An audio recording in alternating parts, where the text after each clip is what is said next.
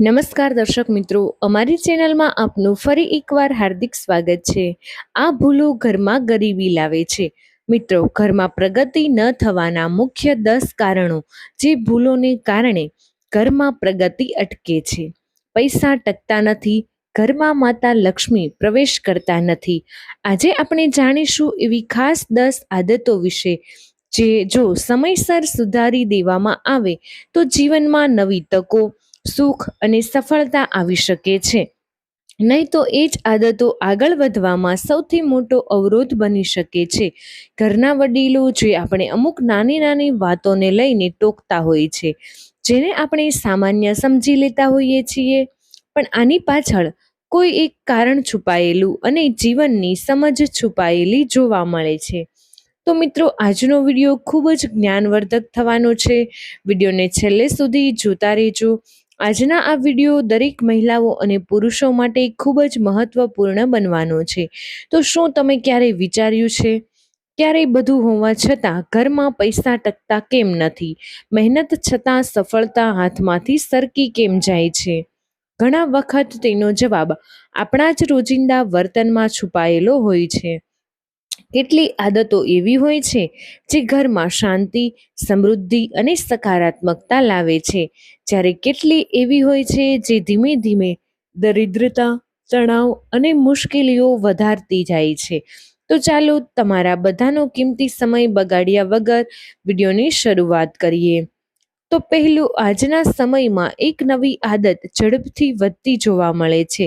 લોકો પોતાના બેડ પર બેસીને કામ કરે છે, મોબાઈલ ચલાવે છે, ટીવી જોવે છે, એ જ સમયે ત્યાં જ ખાવાનું પણ શરૂ કરી દે છે।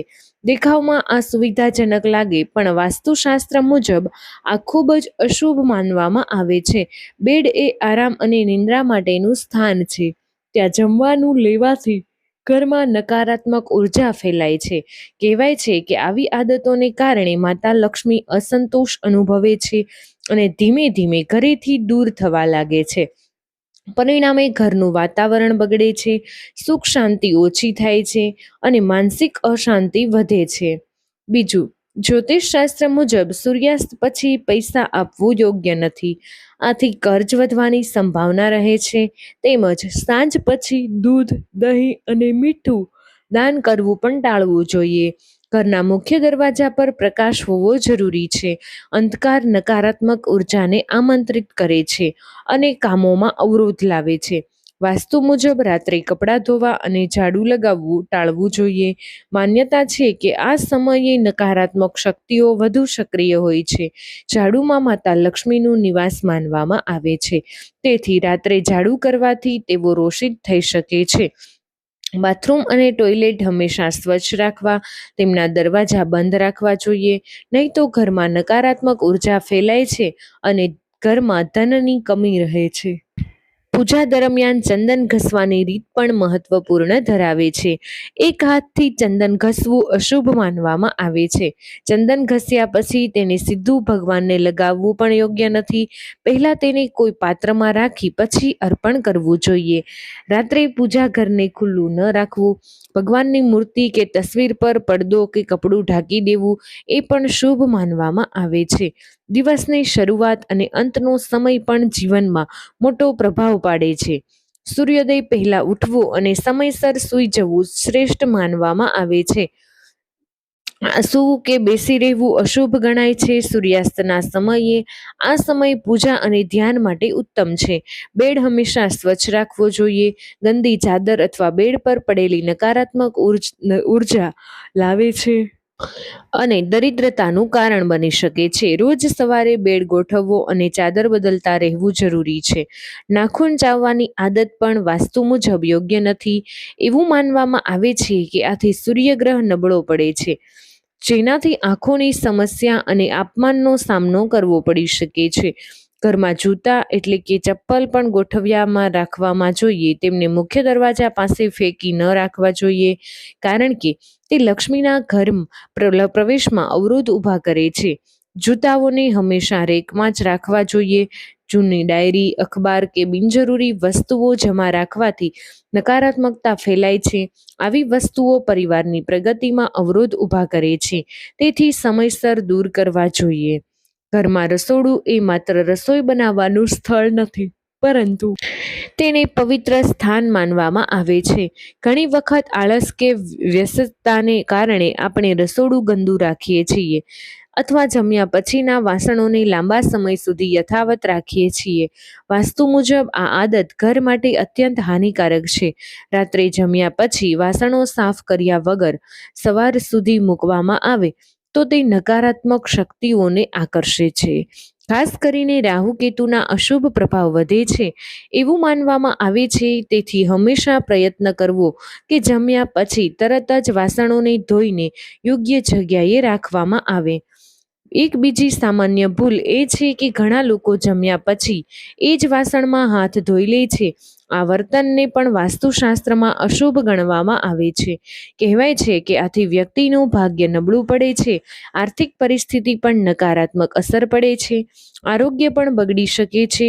યોગ્ય રીતે એ છે કે જમ્યા પછી વાસણને રસોડામાં મૂકી દેવું અને પછી હાથ ધોવા માટે અલગથી બેસીન કે બાથરૂમમાં જવું. ઘરમાં ઘડિયાળનું પણ ખાસ મહત્વ છે. તે હંમેશા ચાલતી રહેવી જોઈએ. બંધ ઘડિયાળ જીવનમાં અટકણ અને નકારાત્મક વિચારો લાવે છે. એવું માનવામાં આવે છે કે ખરાબ ઇલેક્ટ્રિક ઉપકરણો, જંગ લાગેલા તાળા વગેરે ઘરમાં રાખવા જોઈએ નહીં, કારણ કે તે તણાવ અને પ્રગતિમાં અવરોધ ઊભા કરે છે. ઘરમાં પૂજા ઘર અથવા મંદિરનું મહત્વ વિશેષ છે. દરરોજ પૂજા કરવામાં આવે છે કે નહીં, પણ ત્યાં સ્વચ્છતા જાળવવી ખૂબ જ જરૂરી છે. પૂજા ઘરમાં ધૂળ કે ગંદકી જમા થાય તો તે નકારાત્મક ઉર્જાને આમંત્રિત કરે છે અને માનસિક તણાવ વધે છે.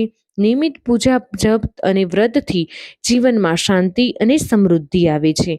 એવું માનવામાં આવે છે કે જો આ નિયમોનું પાલન ન થાય તો માતા લક્ષ્મી અસંતુષ્ટ થઈ શકે છે, જેનાથી આર્થિક તંગીનો સામનો કરવો પડે છે.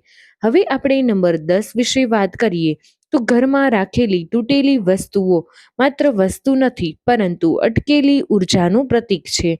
તૂટેલા કાચ, બંધ ઘડિયાળ, તિરાડ પડેલા વાસણો અથવા કામ ન કરતા ઉપકરણો, આ બધું જ તમારા જીવનમાં પણ અટકાણ અને નિરાશ લાવે છે. વાસ્તુ મુજબ આવી વસ્તુઓને ઘરમાં રાખવી એ નકારાત્મકતાને આમંત્રણ આપવું છે.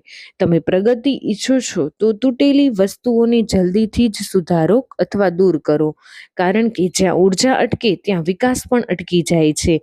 આગળ આપણે જાણીએ મહત્વપૂર્ણ મુદ્દાઓ વિશે, જેનાથી તમારા ભાગ્યમાં ઘણો બદલાવ આવી શકે છે.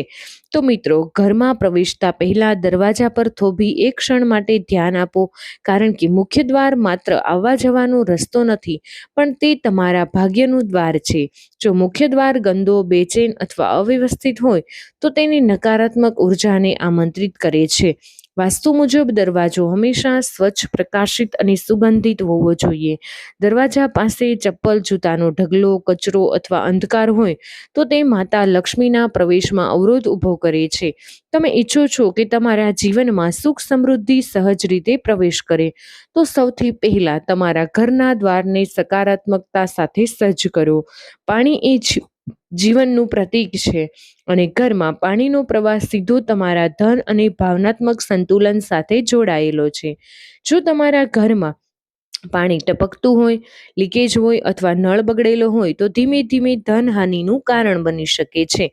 વાસ્તુ મુજબ પાણીનો વ્યય એટલે સંપત્તિનો વ્યય. તેથી ઘરમાં ક્યાંય પણ પાણીનો વ્યર્થ વ્યવહાર ન થવો જોઈએ. દરેક ટીપું બચાવો, કારણ કે માત્ર પાણી નથી, પરંતુ તમારા ભાગ્યનો પ્રવાહ છે. ઘરમાં સુગંધ અને હવા એ અદ્રશ્ય શક્તિઓ છે જે સીધી તમારા મન અને ઉર્જા પર અસર કરે છે. જો ઘર બેસેલું, બંધ અને દુર્ગંધયુક્ત હોય તો તે નકારાત્મકતા વધારવાનું મુખ્ય કારણ બને છે. રોજ સવાર અને સાંજ ઘરમાં તાજી હવા પ્રવેશવા દો. બારીઓ ખોલો, શક્ય હોય તો અગરબત્તી અથવા ધૂપ પ્રગટાવો. સુગંધિત અને હવાદાર ઘર મનને શાંત કરે છે, સકારાત્મક ઉર્જાને આકર્ષિત કરે છે. જ્યાં સુગંધ હોય છે ત્યાં સમૃદ્ધિ સહજ રીતે વસે છે. ઘરમાં બોલાતા શબ્દો અને વાતાવરણની ધ્વનિ પણ ઉર્જાને આકાર આપે છે. જો ઘરમાં વારંવાર ઝઘડા, ઊંચા અવાજમાં બોલવું, નકારાત્મક શબ્દોનો ઉપયોગ થાય તો તે ઘરનું વાતાવરણ ભારે બનાવી દે છે. તો મિત્રો વિડીયો પસંદ આવ્યો હોય તો વિડીયોને એક લાઇક કરી દેજો. તમારા બધા જ મિત્રો સાથે વિડીયોને શેર કરી અમારી ચેનલને સબસ્ક્રાઇબ કરવાનું ભૂલશો નહીં. કમેન્ટ બોક્સમાં જય મા લક્ષ્મી અવશ્ય લખી દેજો.